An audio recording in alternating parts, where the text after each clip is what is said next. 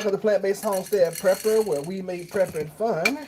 And right now, we just got working out on the farm. Finally got our little turkey coop built. And yep, we are turning in for the night. So at the end of my evenings, a lot of the evenings I go out here and I just watch the fish. It seems to relax me some kind of way, I don't even know. I guess maybe it's the water, or maybe just watching the fish. I'm about to feed them, so let's see if they'll attack. All right, so normal. The pond's getting a lot better. I've been cleaning it since Saturday. I think I cleaned it 3 times. And I put some extra filters in it this morning. So let's see if they're gonna eat for us. Yep, like they gonna do it. So if you are here for the first time, we are a family, a network of people who are trying to get more self-sustaining, self-sufficient, get off the grid eventually, and to live a more self-sustaining lifestyle. My family and I, we purchased a little small 3-acre farm about, what's this, April? Good Lord, March, February, January, about 3-4 months ago. Moved in on December the 7th, actually. And we are still adjusting to farm life. But right now we have about, oh gosh, I can't remember how many chickens we got. We started with 12, and now we got like close to 70. We have 2 turkeys now, a goat, several ducks. And we've been on a weekend project that we completed today. Been on a turkey coop. I'll eventually take you guys over there so y'all can see it. But yeah, this is what I usually do at the end of the day. I just come out here and watch the fish, feed the fish, and watch the fish. You know, life has been I don't know. A lot of you guys think that we just got it going on like crazy.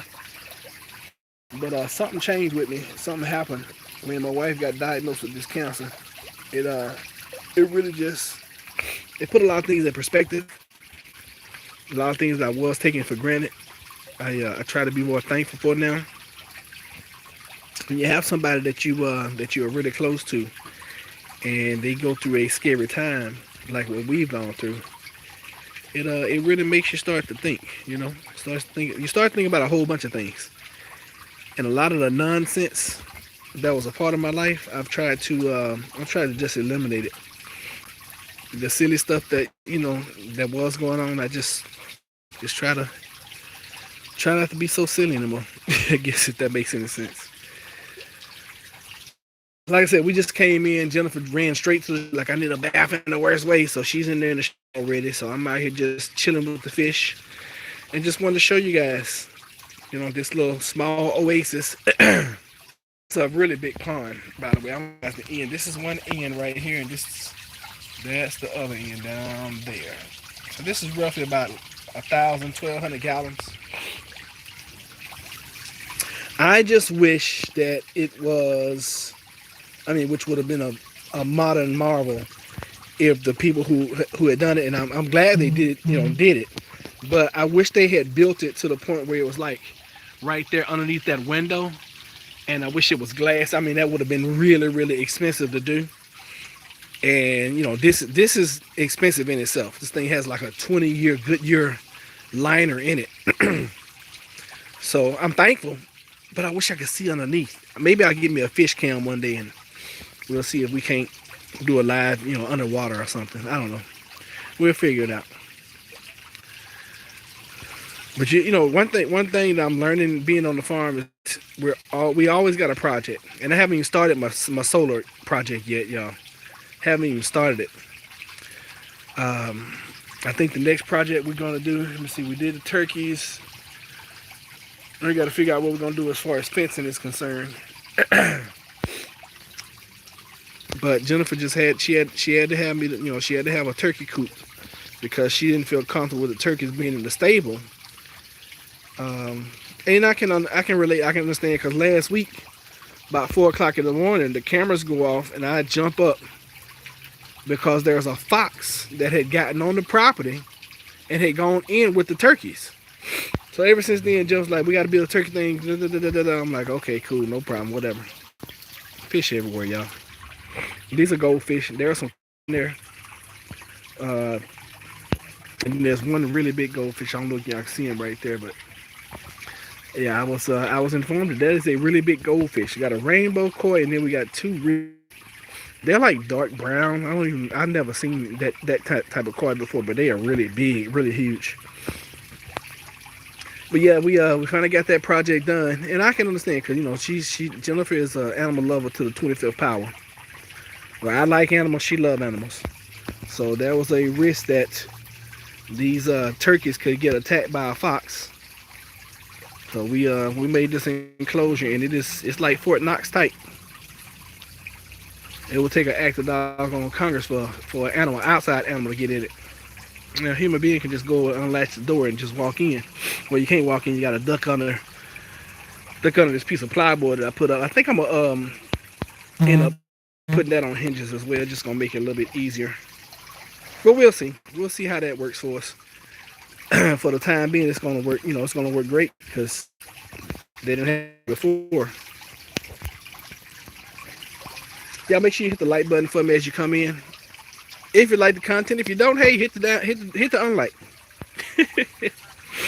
It's all good either way. That little light over there, it's supposed to be a solar powered fountain, and it works sometimes because the pond sometimes get sunlight and sometimes it don't. I tried to put it out there in the big pond, but yeah, it ended up floating down the street if I did that. Now, boy, I was gonna try to tie it off and everything, but I was like, I'm not gonna do all that. Some things on the farm you try to win, and other things is just not worth your time. That's just not worth my time. It works when it wants to work, literally. So, can anybody guess how many fish are in this pond?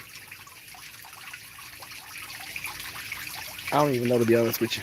I know I put 30 in when we first moved in back in December. I went and bought 30 goldfish, and I put in, I want to say 2 Plecos, and then I've gone and gotten like another 12 or 13 goldfish.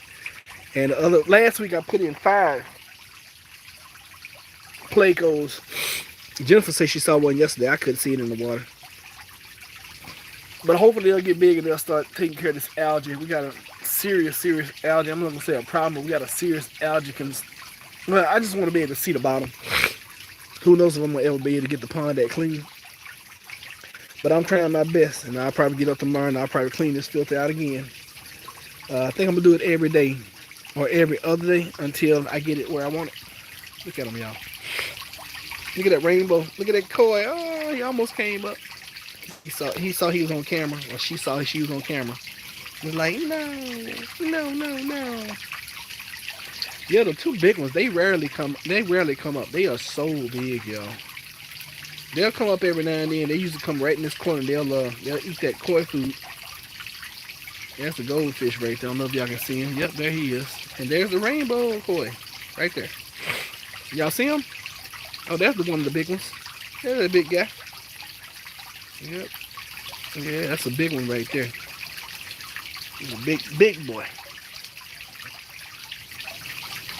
The little ones come up and they just eat on the surface. The big ones, they come up, every now and then and get them something to eat. Then they go back. I guess that's why they stay big, because they don't want to be seen or caught or whatever. But eventually I'm gonna catch them and put them out there in the big pond. Eventually, when I get the pond clear enough where I can see. But yeah, some of these goldfish are getting pretty big. They were small when I bought them. And now they're y'all see that one right there just rolling? They were about that size. I don't know if y'all can see that. Like right about there. I don't know if y'all can see that orange and white one that's moving around real fast. That's about the size they were when I put them in there, like that little guy over there. And now they're getting to be something, pretty big. Now some of these that are bigger, they were already here. Our sellers that left, they did the pond. They left the fish, they left the chickens, they left the turkey. We acquired the goat, and we got another turkey. It took us forever to find another turkey. Turkeys are hard to come by. That's why I was like, you know what? I want to get in the turkey business. Oh, update on the turkey. The turkey has laid, as of right now, she's been with us, I think 3 weeks now. And as of right now, she has laid 11 eggs. She's laying an egg every other day. So she's a pretty good layer. And of course, our boy turkey, we thought he was gonna get better with a female. He has gotten so much worse. He is so territorial. I didn't realize, uh, hopefully he'll go back to being nice turkey like he was before. Because he used to come and eat out the bucket we were feeding him in, and he used to be real, real sweet and kind. And now he attacks all the time. So I'm afraid we may have to get rid of him. If he does the same thing next season, I mean, if he stays this way, he can stay. But if he constantly acts like this, especially after mating season, he's gonna have to go. I can't have him on the private acting the way he's acting. I really can't. And because the female turkey is a broad-breasted white turkey, I can't remember. She is one of those real colorful turkeys. I'm gonna sit down for a minute. I'm having an allergy attack in the worst way. Anybody know any natural good remedies for allergies? If you do, please tell me. So a lot of times I just come back here and sit on our little doohickeys that we got from Walmart, and I just look out here at the property, y'all. See if y'all can see the side of the turkey coop that we just built. So the little shed thing, that's where we keep all of our feeds, the goat feed, chicken feed, the hay and all that kind of, the hay for them to eat. And right next to it, that's where we built that little turkey coop. Y'all can see this little, let me see here. Y'all see this little pallet fence thing right here? So this is the little turkey coop. Jennifer was wanting to build it on this side. I'm like, nah, that's gonna be too much of an eyesore for me. I just didn't want to see it all the time. So we built it over there in that little hut, the little crook of a, right next to the chickens. So they have plenty of friends. Let me see if I can zoom in on the goat he laying down over there with his friends, chickens. And here's Jackson. Hey, Jack. Hey, buddy. How you doing? You want to say hello? I love you. Aww. Good boy. You're a good boy. I didn't realize how much plane activity we had until of course, we moved out here. There's a lot of military flying over too.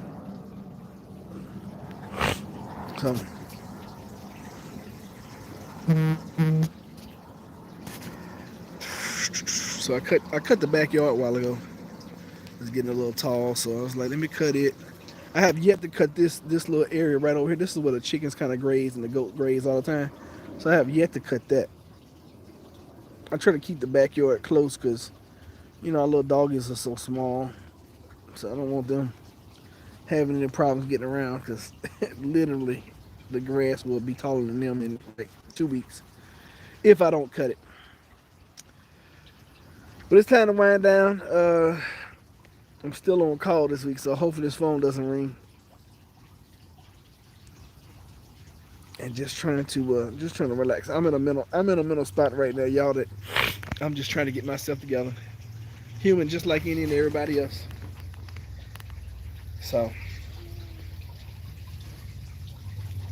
thank y'all for watching. Thank you for being here. Hopefully you liked the video. If not, then that's no problem. And we'll see you guys next time, okay? As always, I'm sending you some love. Mwah. Y'all can't see it, but I sent it to you. Y'all be blessed.